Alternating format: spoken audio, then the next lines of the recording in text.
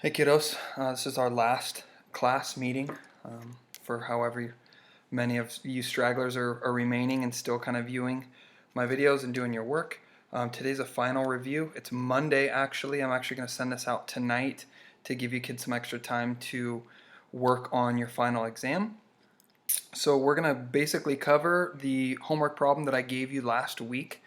So I will actually attach that problem again, so if you didn't get it, you can print it out. If you did get it, if you wanted to print it out again and go through it again, you can have kind of a fresh blank copy, but I'll just make that available to you and attach it to this email along with the YouTube video. I've got my little flipbook sequence down here, so I'm going to flip back and forth on the problem between the top half of the problem and the bottom. I can't show the entire problem at one time, it would just be too small, so that's kind of what we're going to do. But it's time to, let me just move this little record symbol up here to the top left, try and get out of the way. And let's just attack this problem and go through it. Hopefully you've got your problem that you did last week, if you did it, in front of you, and we can just kind of go step by step. Let me remind you that your final exam is going to be this exact same type of problem. It may be a different shape if this is a trapezoid or a rectangle or something like that, but it's the same problem in essence, just different points, and you're going to have different solutions to these little questions here on the right. Let's go ahead and graph this. So point A is negative 8, 3, 1, 2, 3, 4, 5, 6, 7, 8, up 3. I'll try and make this as clean as possible. There's our A. B is negative 6, 9, 1, 2, 3, 4, 5, 6, 1, 2, 3, 4, 7, 8, 9 up here, and I've kind of got a little bit of an idea of what this shape looks like because I was looking at some of your kids' homework. We have 6, 5, 1, 2, 3, 4, 5, 6, 1, 2, 3, 4, 5. I want to make sure that's right because I was thinking about something else when I was actually doing that. 1, 2, 3, 4, 5, 6, 1, 2, 3, 4, 5. Okay, perfect. And then D is 1, 0. All right, that's the easiest one to graph right there. Now the hardest thing for me is to make straight lines with this app, so I'm going to really take my time and try and make it as clean as possible. Oh, that one's not good, but that's okay.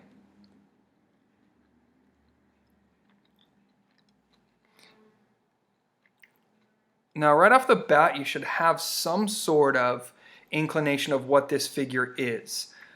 This diagonal right here is telling me that it's not going to be a rectangle, it's not going to be a square, anything like this. Right off first glance, I'm thinking trapezoid, and I'll put that down here with a question mark. Okay, and we can kind of go through because looks can be a little deceiving, right? But now we're going to kind of attack and go through all the distance answers. Now, we don't have any vertical or horizontal lines, so we can't just count, right? If we had vertical or horizontal, we could just count the distance, but we don't. Let's go through A to B. Now remember, I told you the easiest way to do this is Pythagorean theorem.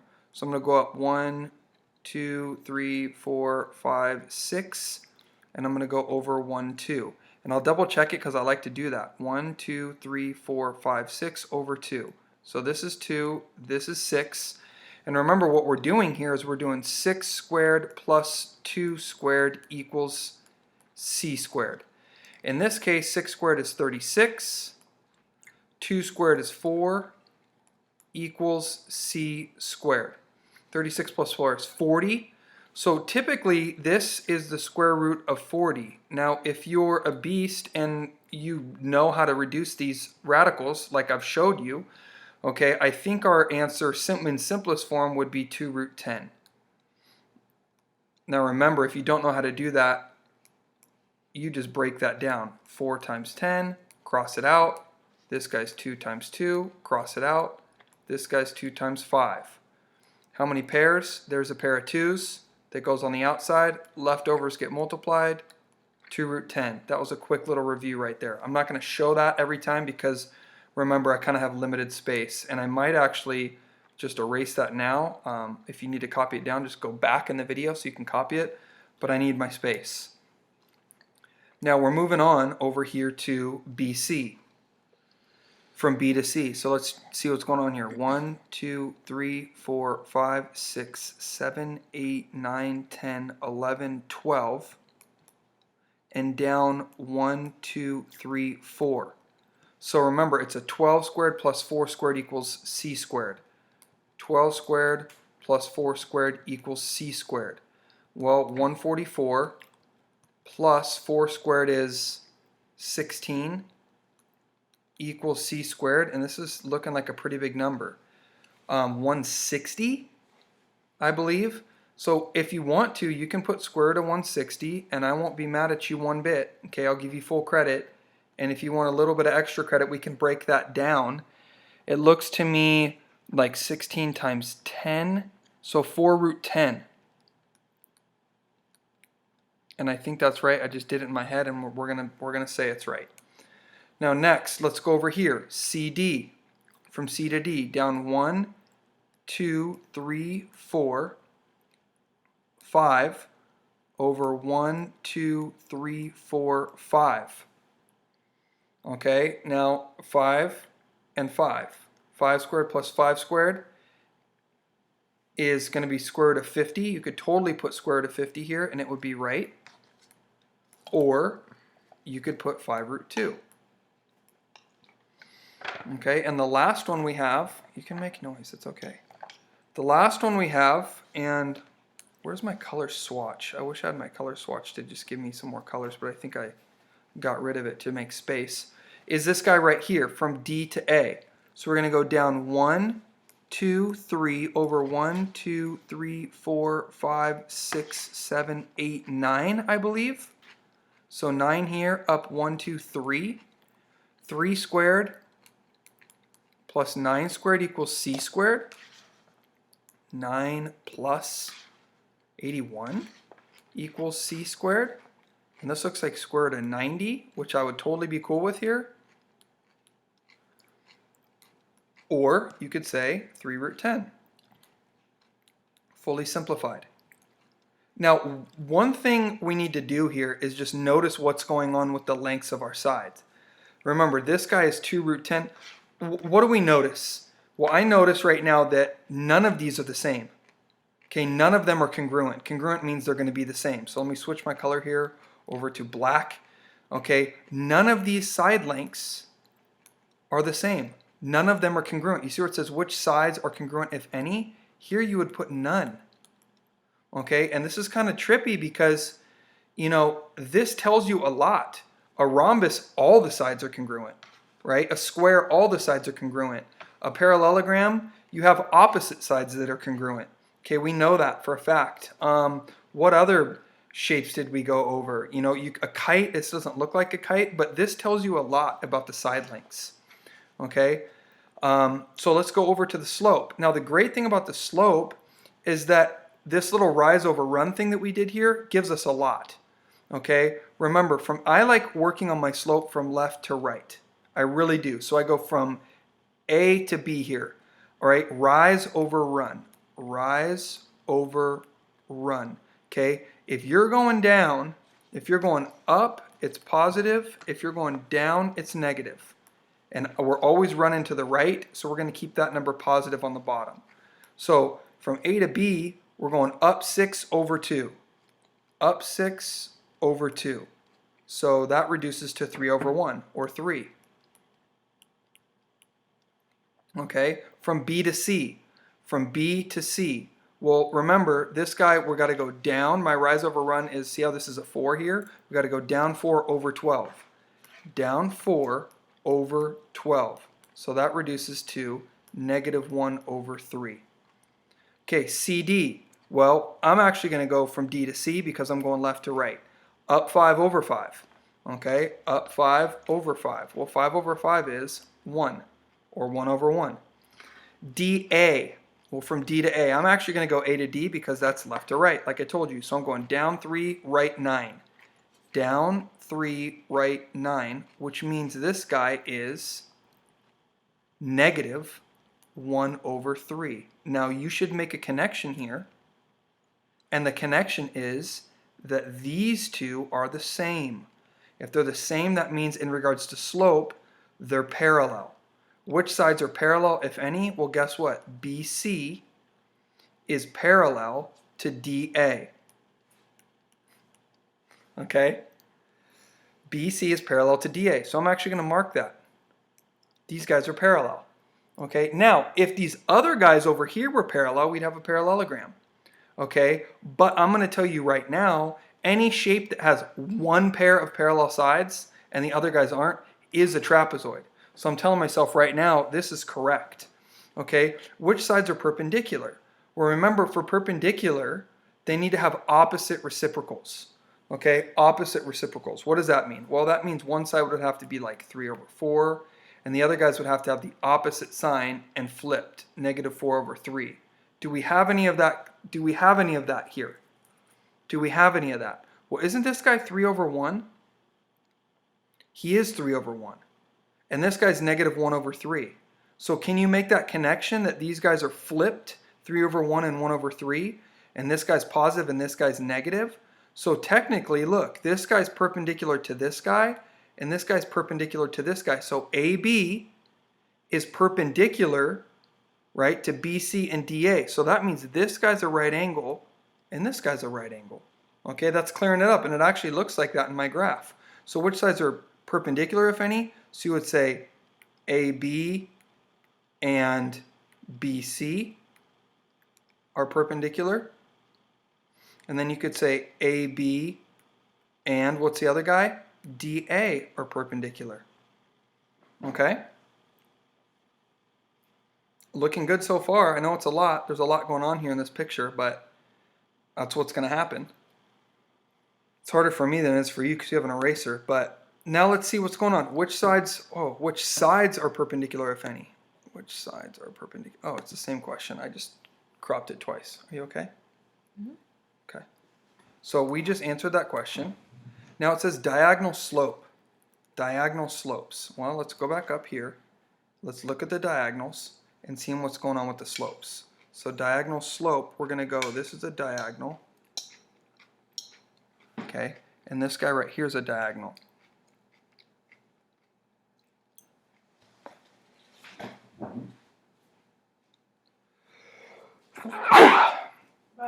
Thank you. Holy smokes. Okay. Now, these are our diagonals. Let's just do our rise over run. I'm going to use a red for this guy. So I got to go from here, from A to C. I think I'm going up 2, right? Up 2 and over a lot. Okay? So up 2, 1, 2, over 1, 2, 3, 4, 5, 6, 7, 8, 9, 10, 11, 12, 13, 14. Up 2 over 14. Up 2 over 14. So reduce, that's 1/7. Now from B to D, let me flip back. From B to D, we're got to go down. Down 1, 2, 3, 4, 5, 6, 7, 8, 9. So we're going down 9. And we're going over 1, 2, 3, 4, 5, 6, 7. I think that's right. I'm going to make a little marker up here. 1, 2, 3, 4, 5, 6, 7. -9/7.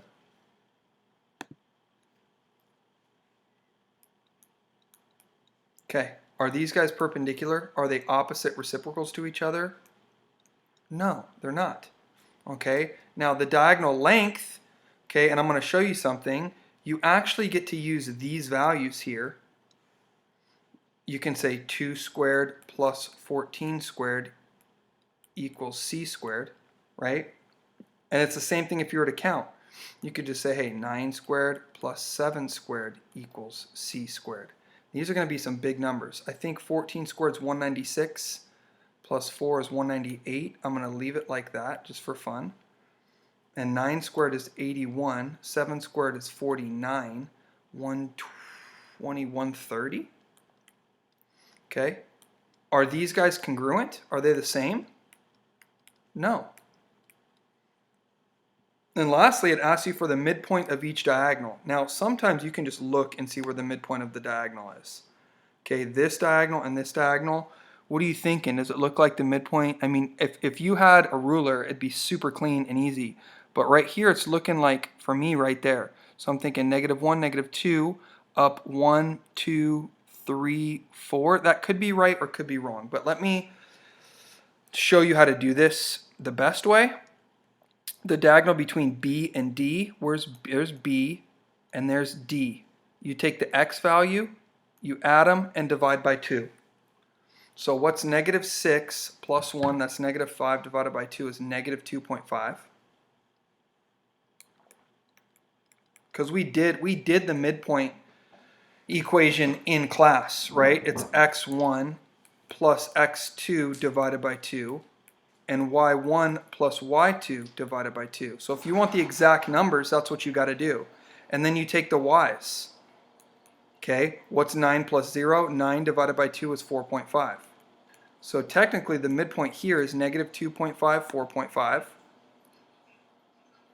Negative 2.5, 4.5. Okay, and then BD. So let's go from B to, oh, that was BD. Gosh darn it. So scratch that. Negative 2.5, 4.5. That guy's over here. Negative 2.5, 4.5.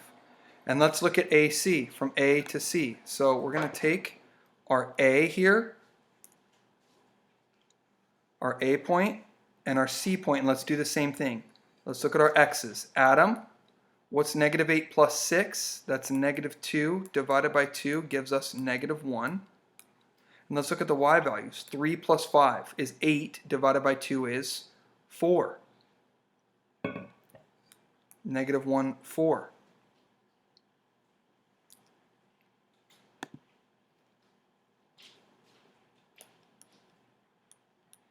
So it says, do the diagonals bisect each other? What that means is, do they cut each other in half? Do the diagonals, are they perfectly cutting each other in half? And I can tell you that answer is no. And let me tell you why. That answer is no because these points aren't the same. If AC, the midpoint of AC and the midpoint of BD were exactly the same, those guys would bisect each other. Okay, that means that, hey, that this midpoint might be over here and this midpoint might be over here. They're not lying in the same spot. Okay, that's why they don't bisect each other. All right, now we've filled out everything there is to fill out, except for down here it says this figure is a what? Okay, this figure is a what? It's a trapezoid. And my logic here, or my justification, would be just like one pair of parallel sides. And you could just say also it's a four-sided figure, because that's what we know. But this is the key. It only has one pair of parallel sides, and it's a four-sided figure. Any shape that has one pair of parallel sides and is a four-sided figure is a trapezoid. Okay, so you just got to justify. Now, for those of you, I mean, that's pretty much it. This is what you're going to see, and I'm going to send it out tonight. It's going to be the same type of thing. You have until Thursday by the end of the day to get it into me. It can only help your grade. All right, for those of you that are on the cusp that have a B and want to get an A, or have a C and want to get a B, something like that, this is definitely up your alley. It's not mandatory by any means, but it will raise your grade. The best kind of responses I got so far were kids who took a picture. They used their phone, they took a picture to create like a PDF or a JPEG file. They emailed that to their computer, and then they used that, they attached it on School Loop, right? You go into School Loop at the bottom, you click attach file, and they sent me a picture of their worksheet that they printed out.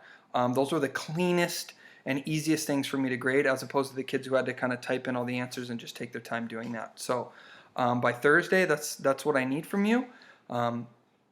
Other than that, if you have any questions, you can shoot me an email or School Loop email and ask me some questions. I will, when I get all of your grades completely updated, I'll just send an email out to everyone that says, hey, these are your grades that are updated. Whatever your grade is at this point that's showing on your School Loop is the final grade that's going to show up on your report card. So at least you'll have a little bit of peace of mind there, just saying, hey, this is what I'm getting. I'll put a little category that says final grade. How about that? And then it won't impact your grade at all. I'll put it in like a category that doesn't impact it, but it'll have a score in your grade book, so you can just kind of see it. If you have any questions, shoot me an email. Other than that, have a great summer.